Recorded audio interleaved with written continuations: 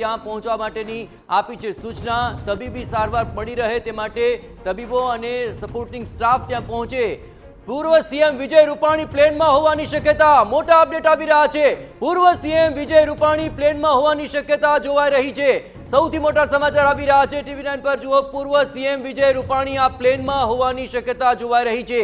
આ પ્લેન અમદાવાદથી લંડન જઈ રહ્યું હતું અને પૂર્વ સીએમ વિજય રૂપાણી પ્લેનમાં હોવાની શક્યતા જોવાઈ રહી છે। વધુ વિગતે વાત કરવા જોડાઈ રહ્યા છે TV9 political editor Kinjal Mishra. Kinjal, plane crash થયું છે અને પૂર્વ સીએમ વિજય રૂપાણી હોવાની પણ શક્યતા જોવાઈ રહી છે, શું વધુ વિગતો? ક્રેશ થયું છે અને તેમાં પૂર્વ સીએમ વિજય રૂપાણીની હોવાની પણ શક્યતાઓ છે તે અત્યારે જોવા મળી રહી છે। હાલાકી સમગ્ર મામલે વિજય રૂપાણી તેમજ તેમના જે પરિવારના સભ્યો હતા તેમ સાથે વાત કરવાનો પ્રયાસ ચાલી રહ્યો છે, પરંતુ હજુ સુધી તેનો તાગ છે તે નથી મળ્યો। તો બીજી તરફ મુખ્યપ્રધાને તેમના તમામ જે કાર્યક્રમ છે તે રદ કર્યા છે અને તાત્કાલિક ધોરણે તમામ જે અધિકારીઓ છે CSC માંડીને તમામ અધિકારીઓ છે તેમને કહી શકાય કે એરપોર્ટ ઉપર પહોંચવાની સૂચના છે તે આપવામાં આવી છે। તેની સાથે જ એરપોર્ટ ઉપર ગ્રીન કોરિડોર બનાવવાની પણ સૂચના આપવામાં આવી છે।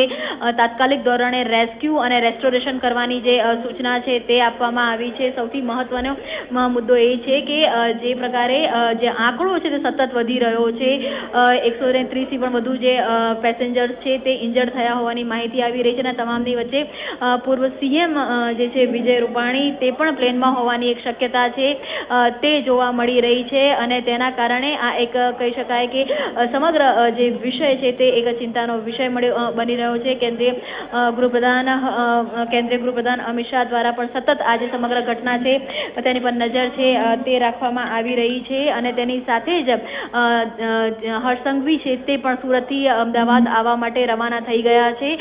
તાત્કાલિક ધોરણે અત્યારે રેસ્ટોરેશનની જે પ્રોસેસ છે તે હાથમાં ધરવાની કહેવામાં આવી છે અને સમગ્ર જે અધિકારી છે કહી શકાય કે સરકારનું જે સમગ્ર તંત્ર છે તેને એરપોર્ટથી માંડી અને જે સ્ટેન્ડ બાય છે તે કરવાની વાત છે તે કરવામાં આવી છે। બિલકુલ કિંજલ, ખાસ કરીને આ પ્લેન ક્રેશ થવાને લઈને હજી ઘણી બધી વાતો સામે આવી રહી છે, પણ પ્રાથમિક તબક્કે આ પ્લેન ક્રેશ થવા પાછળની આખી શું વિગતો અત્યારે સ્પષ્ટ થઈ રહી છે? કિંજલ, એર ઇન્ડિયાનું આ પ્લેન હતું અને ખાસ કરીને જે રહેણાંક વિસ્તાર છે એરપોર્ટની પાસે જ છે તે ક્રેશ થયો હોવાની વાત છે તે આવી રહી છે।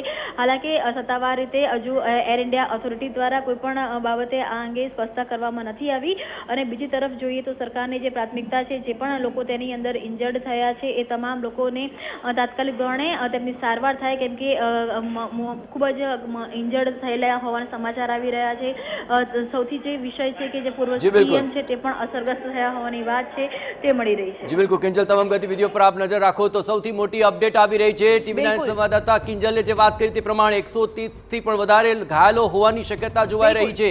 130 થી પણ વધારે પેસેન્જર આ દુર્ઘટનામાં ઘાયલ થયા હોવાની વિગતો મળી રહી છે। જયેશ, ખૂબ ગંભીર પરિસ્થિતિ હાલ સર્જાઈ છે। પૂર્વ સીએમ વિજય રૂપાણી દુર્ઘટનાગ્રસ્ત પ્લેનમાં હોવાની શક્યતા છે, સતત તેમના પરિવારનો સંપર્ક કરવામાં આવી રહ્યો છે। બીજી તરફ ગૃહપ્રધાન અમિત શાહે રાજ્યના ડીજીપી સાથે વાત કરી છે, એનએસજીની ટીમ પણ ઘટના સ્થળે છે।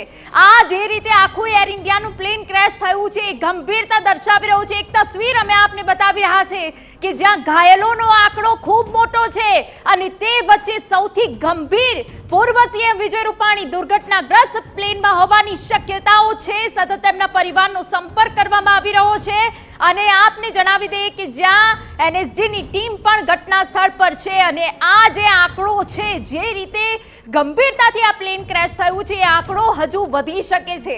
પ્લેનનો પાછળનો ભાગ ઝાડ સાથે ટકરાયો અને તે બાદ પ્લેન